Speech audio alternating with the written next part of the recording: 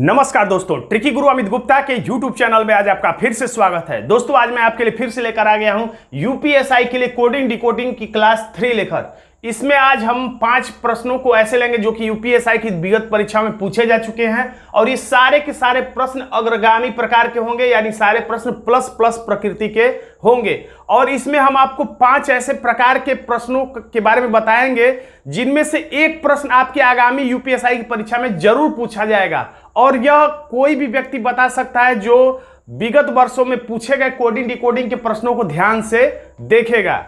तो आइए हम देखते हैं स्क्रीन पर यह पहला प्रकार। तो देखिए इसमें लिखा हुआ है किसी निश्चित कूट भाषा में OPERAT को RQTGV और C लिखा जाए, यानी इसके बदले में ये लिखा जाए तो उसी कूट भाषा में DIRECT को क्या लिखा जाएगा। तो मैंने ये इसके बदले में यहां ना लिख के नीचे ऊपर लिखा है ताकि आपको समझाने में मुझे आसानी हो।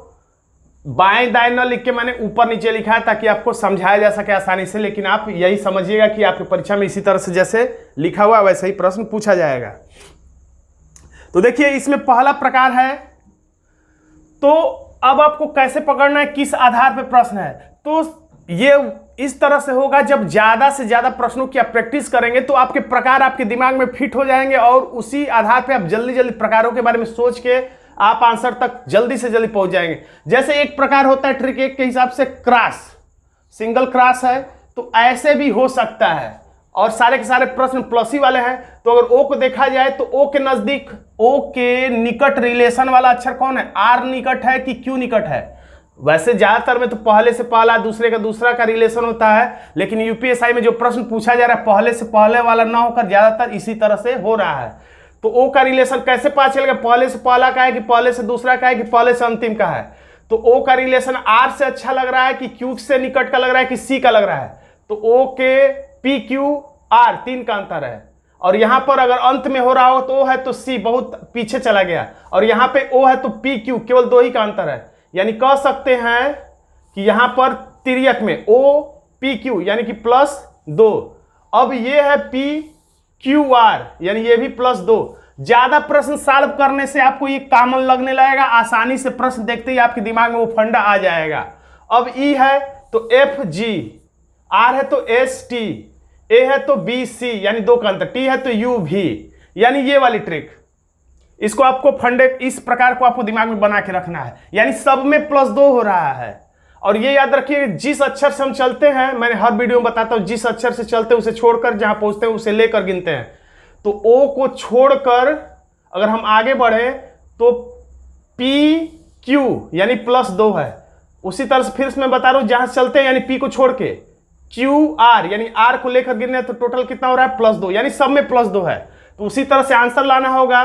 तो डी है तो ई, डी को छोड़ के हम लोग गिन रहे हैं, और ई एफ, आई है तो आई को छोड़ के जे के, आर है तो आर को छोड़ के एस टी, ई है तो ई को छोड़ के एफ जी।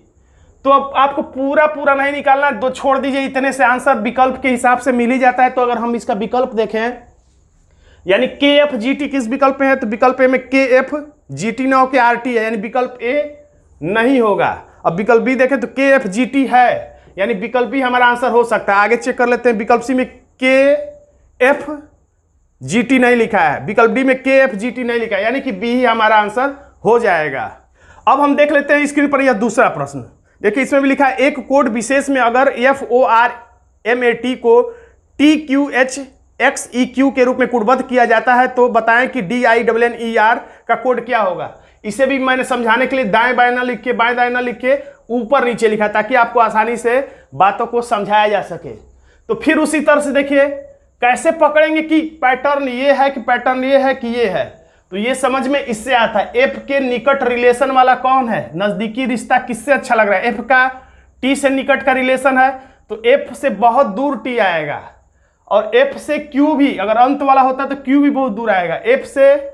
और देखा जाए तो कौन नजदीक आएगा, तो क्यू भी दूर आएगा यानी एफ से, लेकिन एच निकट का रिलेशन है, एफ है तो GH यानी कि +2। आर को देखेंगे तो ST ये भी +2, ओ है तो PQ यानी ये भी +2। इसी तरह से एम है NOPQ, दो दो के पेयर में पढ़ेंगे। या तो ये भी समझ लीजिए कि 17 क्यू आता है, 17 पे मैंने सभी ए से जेड तक के वर्णमाला क्रम को रटाया है, तो ये 17 पे, ये 13 पे, तो 17 में से 13 निकालेंगे तो कितना आएगा, 4 आएगा। और आप चाहें तो ऐसे भी दो दो के पेयर में काउंट कर सकते हैं, एम जहां चलते हैं उसको छोड़ के, यानी और क्यू को लेकर, तो एम को छोड़ के NO 2 हो गया, PQ, तो समझ में आ रहा है कि हम 4 बार में आ रहा है क्यू। उसी तरह से T से X, देखिए T है तो T को छोड़ के U भी 2 हो गया, WX, तो इस तरह से भी समझ में आ रहा है कि हम लोग 4 बार बोल रहे हैं। या 24 में से 20 निकाल दीजिए तो भी 4 आ जाएगा। अब A में BCDE, और ये मैं जो धीरे धीरे पढ़ रहा हूं आप इसे तेज कर सकते हैं। A है तो BCDE, यानी 4 का अंतर, यानी यहां +2 +2 +2, यहां पे +4 +4 +4, तो अब आंसर लाना बिल्कुल आसान है, बच्चों का खेल है। D है तो +2 करना है, EF, N है तो OP, बीच में I है तो यहां पर कितना करना, I है तो JK, केवल 3 विकल्प से हम लोग चेक करके देखें, हो सकता है विकल्प मिल गया हो, नहीं तो फिर हम आगे चेक करेंगे। PKF, PKF, PKF, PKF, 3 विकल्प है, बस विकल्प बी में PKF नहीं, तो बस विकल्प बी ही हम काट सकते हैं, हमें यानी आगे चेक करना पड़ेगा। तो अब 4 का अंतर होगा, N है तो OPQR, R है तो STUV, जैसे मैं बोल रहा हूं वैसे भी बोल कर भी आप लिख सकते हैं, जरूरी नहीं कि आपको अक्षर संख्या याद हो तभी आप लिख पाएंगे। E है तो FGHI, यानी VIR किस विकल्प के लास्ट में है, विकल्प बी तो कट ही चुका है, तो VIR विकल्प ए में है, तो ए हमारा आंसर हो जाता है, और किसी विकल्प में ऐसा नहीं है। और बी में है भी तो बी पहले से ही कट चुका है, तो बी के बारे में हम लोग सोचेंगे ही नहीं। तो दोस्तों अब हम देखते हैं तीसरा प्रश्न। तो देखिए इसमें लिखा हुआ है, एक कोड विशेष में अगर BEGIN को क्या लिखा जाता है, तो YLJHJH के लिखा जाता है, तो उसी सांकेतिक भाषा में तो बताएं कि ZONAL को क्या लिखा जाएगा, ऐसा समझ सकते हैं।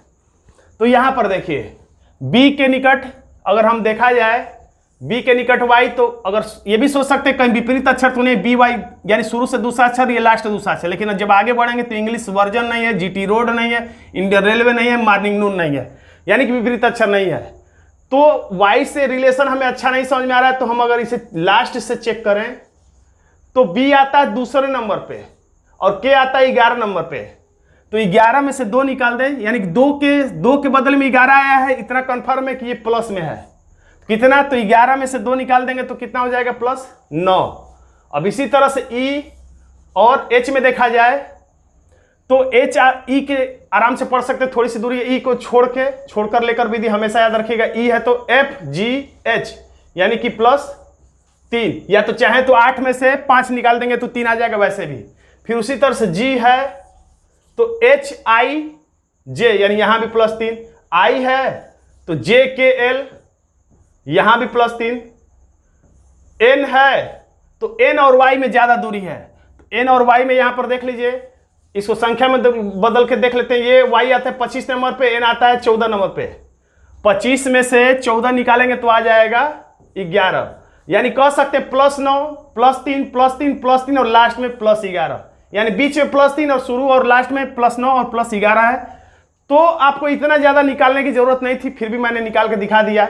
अब Z में कितना जोड़ने पर आएगा, तो +9, तो Z के पास वर्णमाला खत्म हो जाता है, तो इसके बाद भी हम आगे बढ़ जाएंगे, Z के बाद फिर से A आ जाएगा, यानी कि 9 नंबर पे क्या आएगा, तो I, लेकिन याद रखिएगा लास्ट में I आएगा, ये बात आप ध्यान रखिएगा, लास्ट में I, क्योंकि शुरू का लास्ट में आ रहा है। ये प्रकार 3 है, देखिए शुरू का लास्ट में, उसके बाद और लास्ट वाले का शुरू में, प्रकार 3।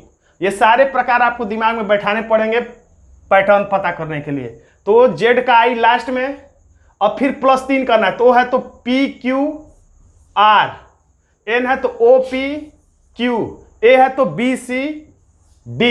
अब L में कितना जोड़ना है, तो 11 जोड़ना है, तो L आता है 12 नंबर पे, तो 12 में 11 जोड़ेंगे तो हो जाएगा 23, 23वां अक्षर है W।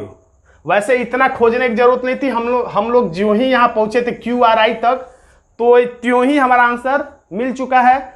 अगर ध्यान से देखेंगे तो IRQ लास्ट में किस में है, तो IRQ सिर्फ विकल्प ए में है और किसी विकल्प में है तो नहीं है, इसलिए हमें यह भी खोजने की जरूरत नहीं थी। वैसे हमने पूरा तलाश कर दिया, इसलिए हमारा आंसर हो जाता है ए।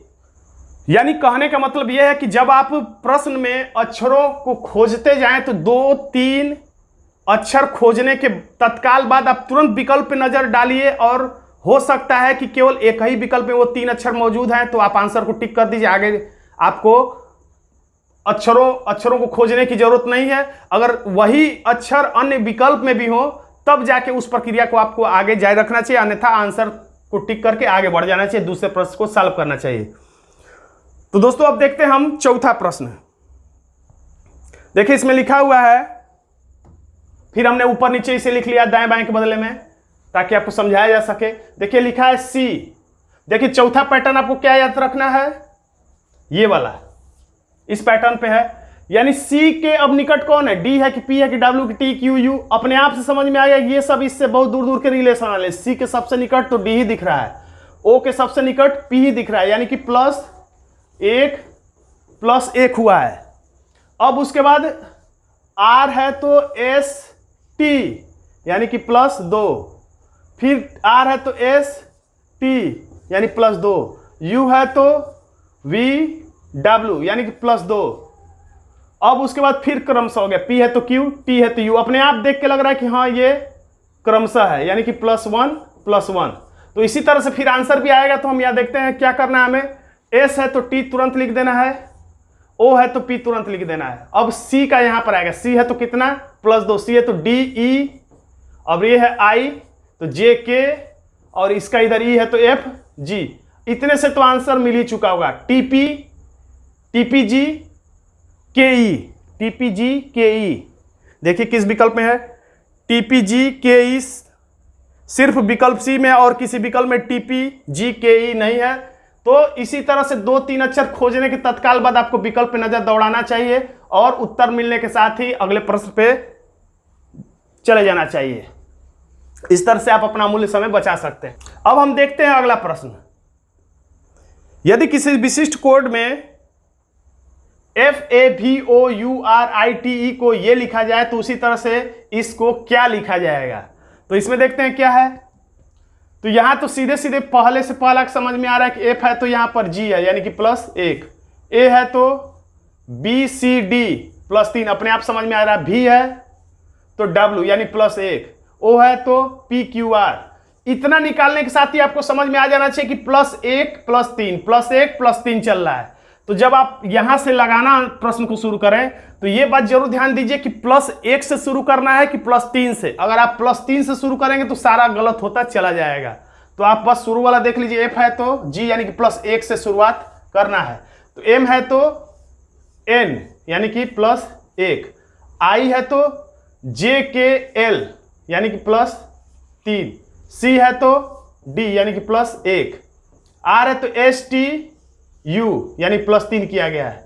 यहां पे +1 करना है, O है तो P, फिर +3, C है तो DEF, फिर 1 करना है, H है तो I, फिर +3 करना है, I है तो JKL, P है तो Q।